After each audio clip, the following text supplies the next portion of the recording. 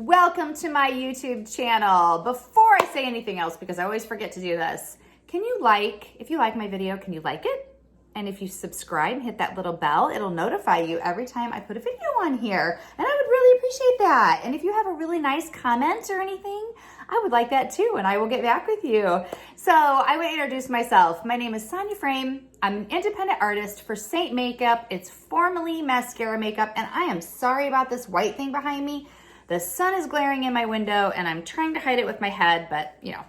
So I'm an independent artist for Seint Makep. It was formerly Mascara Makeup, and I have 4 kids, 2 grandkids, and 1 dog, 2 cats, all the things. And I decided to become an artist because, doggone it, after I bought it, I wanted everybody to know about it. So here I am. I'm now an artist, and I've been doing this since April, and I'm loving it. It's hard work, but I am loving it, and I want you to know all about it. So I'm going to show you the brushes that I'm going to use today. This is one that I generally recommend if you're only wanting to buy 1 brush. This is the blend brush. Here's a fine end, a fluffy end. This is the Buffy brush. There's a bigger angled end and a smaller angled end. The detail brush. Kind of blocking my face here, aren't I? And this is the blush bronzer brush. So those are the brushes that I use on my face. We have a couple others, and I have some coming, but I just don't have them right now. So first things first. So when you get if you ordered and you get your makeup, you most likely are getting a compact, okay? This is one of the compacts that would hold 4 of our highlights or blushes or whatever, the big tins, or it holds 8 eyeshadows, the smaller tins. But I'm gonna show you my triple decker. I put powders with powders. Here's eyeshadow. This is my vanilla dust, and this is an illuminator that I just threw in there to show you. And my eyeshadows, sorry, they're not pretty. I use them. And here are my creams, including my bronzer. So the order that I like to put them in and the order that I recommend, it just works for me. You figure it out. But when you get your palette or you get your makeup and you open up your palette, I like to do it in the order that I do my face. So I have my color corrector, my main color, and my brightener. Contour, contour. This is my blush, and this is my bronzer. Now, I do contour in between here, but I like all my highlights together. So this is all preference. So the first thing you're gonna do is, I have my eyes done, you're gonna prep your face. If you don't have this, I recommend it. It's either this or this. This is the Urban Decay D-Slick. This is not our product. You can get it from like Ulta or Sephora. This is if I'm feeling greasier, like summertime, whatever. I take this, this is a damp perfector. This is our product. It is not the same as the sponges you find at any other stores. This is very, very, very soft, and it holds water. The other ones I found just don't do that. Spray like 4 or 5 quick sprays on here, or that's for a greasier face. This is the Stay Spray. I have been using this one. I squirt it on this damp sponge, and then I put it on as a primer under here, okay? So if you have those products, if you don't and you're having longevity issues, those are what I recommend. So I already have my eyes done. I wanted to get on here and show you my face, just a basic face. So the first thing I'm going to do is I'm going to color correct. I don't know how much redness you have. If you have a lot of redness, or if you have blemishes or whatever, you're going to want to color correct. That's what sets this makeup apart. You don't want to put a lighter color over your blemishes. It makes them look textured, and many times will draw attention to that spot. And instead, we're going to color correct, get this all evened out. And as you can see, I have some redness here. I do have some, like, I don't know, like age spot type things over there. I have redness here. These are for my glasses, discoloration underneath my eyes. And I'm going to color correct, and my color correct color may not be the same color of yours. We color correct the depth of your redness or the depth of whatever you have going on. So I like to use the Buffy brush. If you have just ordered and you only have one brush, it may be this brush, which is the blend brush. And I can very easily use this end to color correct, and sometimes I even still do.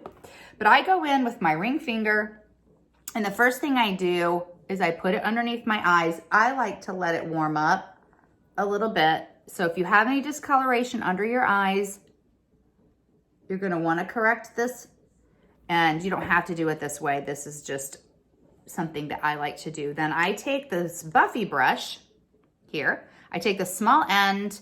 If you have a lot of color correcting to do, don't hesitate to use a bigger end. If you have this brush, and let's say, you know, you have, this is all red, don't be afraid to use this bigger end and come in and dab it on, because there's no, I mean, it's quicker. So I'm just gonna take this right here, and I'm gonna color correct with the smaller end. I don't even know what that is. It's not even a zit, but it's red. And I'm just gonna show you on the one side of my face, I'm gonna color correct, and then I'm not going to color correct on the other side, just so you can see the difference. I'm looking in a mirror here. I'm going to, and I always clean up my eyeshadow, just because this doesn't talk about my eyeshadow, but I always clean up right there. You don't want to have that down. Okay, so I'm just gonna do one side of my face so you can see what we got going on. The other thing that's nice about this is my color correcting color right now. I have a vein right there. But in the summertime, this is my main shade. And I just, for the very first time, replaced my color corrector, and I have been using this since, you know, I thought it was April, and I looked, and I think it was March. So, okay, so can you see the difference? Okay, on my under eyes, you can see how that redness, and even though this looks extremely orange, look at how the depth of that, how it got rid of it. So do not be afraid of that color corrector, and you need it to be underneath that makeup, and that will help your longevity of your main highlight, and it'll help it to not look textured. Now, if you have any scarring, or like on my chin, I have some scarring, I have to be careful not to get too much makeup on there. Another place is right here. You can, you know, if you're color correcting in there, you can come in afterwards with your, I don't know where my damp perfector went, with, this one's not damp, you can dab it, and that helps take that makeup off. So let me give a quick look and make sure I am all color corrected here. Again, clean up that eye. I have a little bit of redness in my, forehead, but with the bangs, I just really don't worry about it. Okay, this is a multitasker. Has a fine end. I generally use this for eyeliner. I used to use it for my eyebrows, but I'm gonna dip it, and just that redness right there.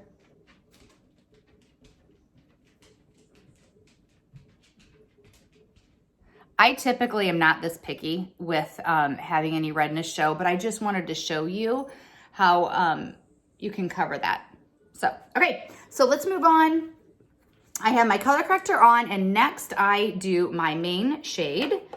I like to use the blush bronzer brush. I'm going to dip it in my main shade. I generally start on the outside and move in. I put little product on my nose because I have bigger pores here and here. So you want a little bit less product where you have bigger pores. So I'm gonna make sure that I dabbed a little bit of my color corrector in my main shade for here. Now here, I only do my main shade because it's a little bit lighter, because I want to make sure that my face blends with my neck, okay? So I'm gonna end up there with that, okay? So we're gonna move on now to contouring.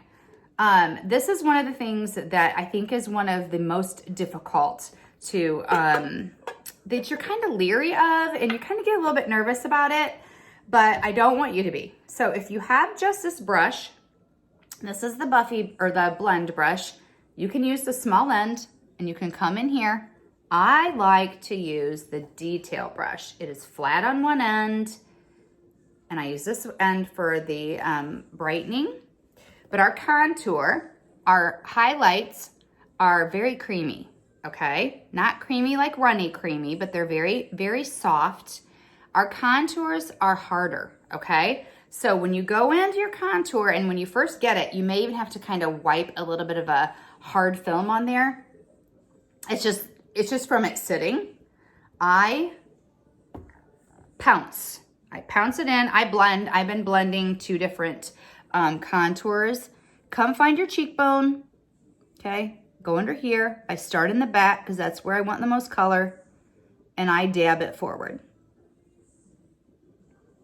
I don't go in any further than the corner of my eye here, okay? Might have to do a little bit darker so you can see. Okay.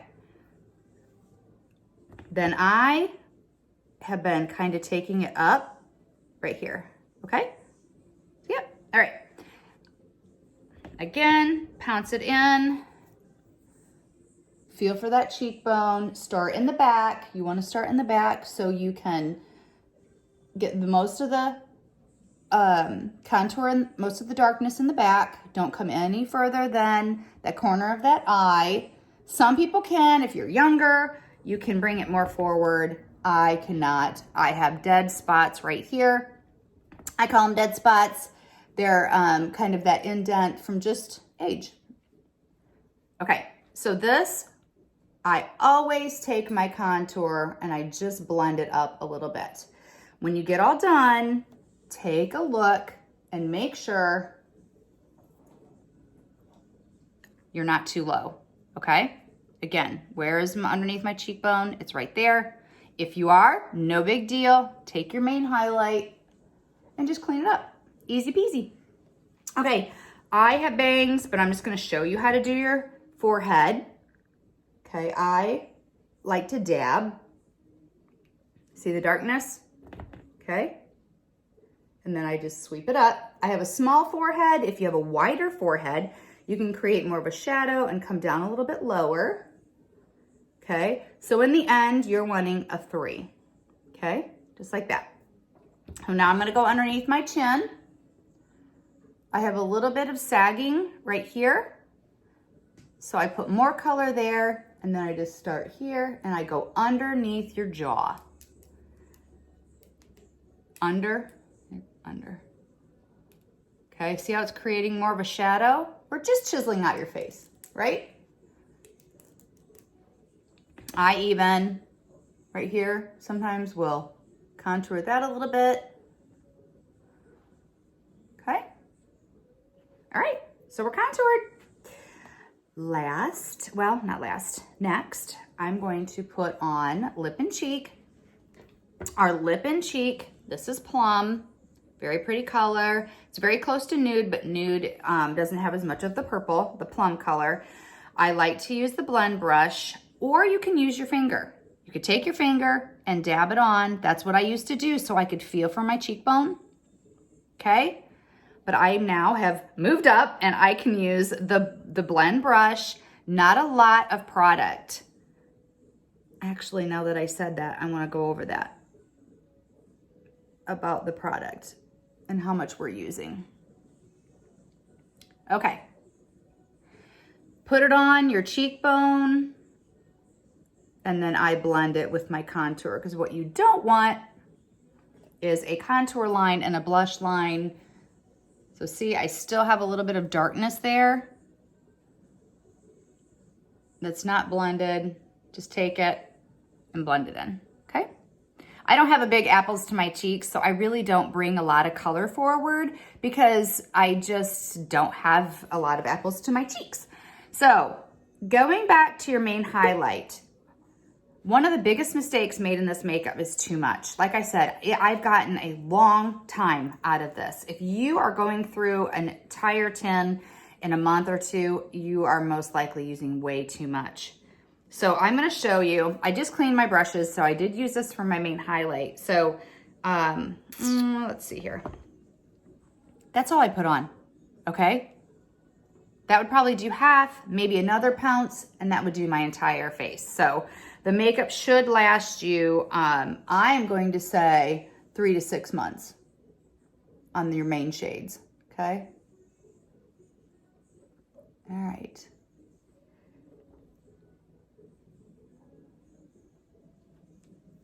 I think I should have worn my hair back for the rest of that back. Keeps falling out from behind my ear. I think plum and sandstone, if you made me pick only 2 colors, I would probably pick those 2 to keep forever and ever. And I even mix them. So, okay. I have my blush on. Last, I'm going to brighten. Now, if you're like me, you had never brightened before, and so if you don't have many wrinkles, you can do this we can do this 2 different ways. Okay, so I'm gonna come in here. I'm gonna put a little bit of brightener on the end of that. I don't know if you can kind of see. Okay, so what we're brightening is this. And I never skip this step. And I don't skip it because I feel like with proper technique and the makeup, I finally have my blue eyes back. So, can you see how that brightened? It's kind of hard with photography, how it goes. A strip down your nose. So when I do mine, because I have wrinkles here, as you can see, I don't get it here because I've color corrected. I don't want light right there because it'll bring attention to those wrinkles. So wherever you put your brightener, you want to avoid those wrinkles. So I have an indent right here on my eyes. I put light in there, hoping to deflect, however that would be said, deflect from the indent line, okay? Still more of that contouring. But now the light is going to reflect out. Okay, so see where I have the wrinkles? I avoid those areas and I just feather out with very little product. If you're younger, you can put it all the way under your eyes. I already did my forehead, already did down my nose, and then I put just a little. Again, I have texture on my chin, so I can only put a little there. All right, your nose. A little bit here. You can use your finger. If you don't want to use the brush, I feel like the brush takes a little bit of skill. You can feel those bones right there. And what you're trying to do is slim the nose. I have a bigger nose. So when I put the dark on there like that, I always come in and about here down, because it's longer, I darken that up, okay? Come in with whatever brush. You can take your fingers and you can make sure you get that all blended, okay? Take it up to your eyebrows. All right. Okay. So the last thing that I do to help my makeup to stay is, especially if I'm wearing a mask, take your damp perfector. I take the vanilla dust, I pounce it in there. I get a little bit on my perfector. That's probably a little bit too much. So I'm gonna make sure that I'm kind of spreading it around. And I take the vanilla dust. If you have another translucent powder that you like, watch your wrinkles if you have them.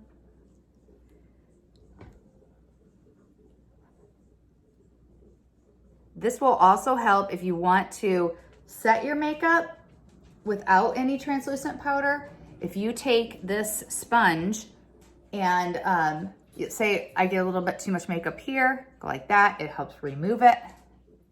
Under my eyes, I make sure it sets in there, or it helps set the makeup in, removes any excess so I don't have it sitting in wrinkles. Okay, so the vanilla dust is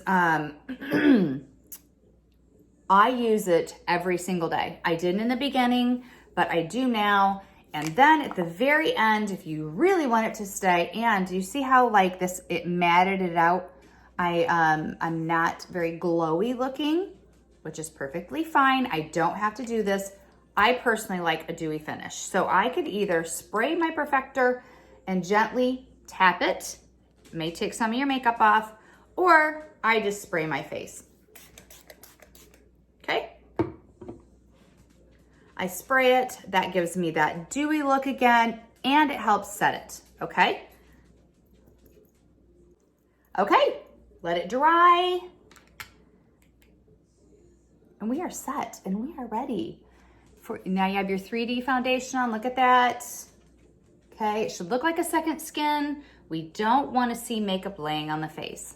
So, all right, thank you so much for joining me. This has been so fun. And if you have any questions ever, send me a message. You can email me. You can Instagram, DM, Facebook, whatever. And I will do whatever I can to help you out. Thank you so much for joining me.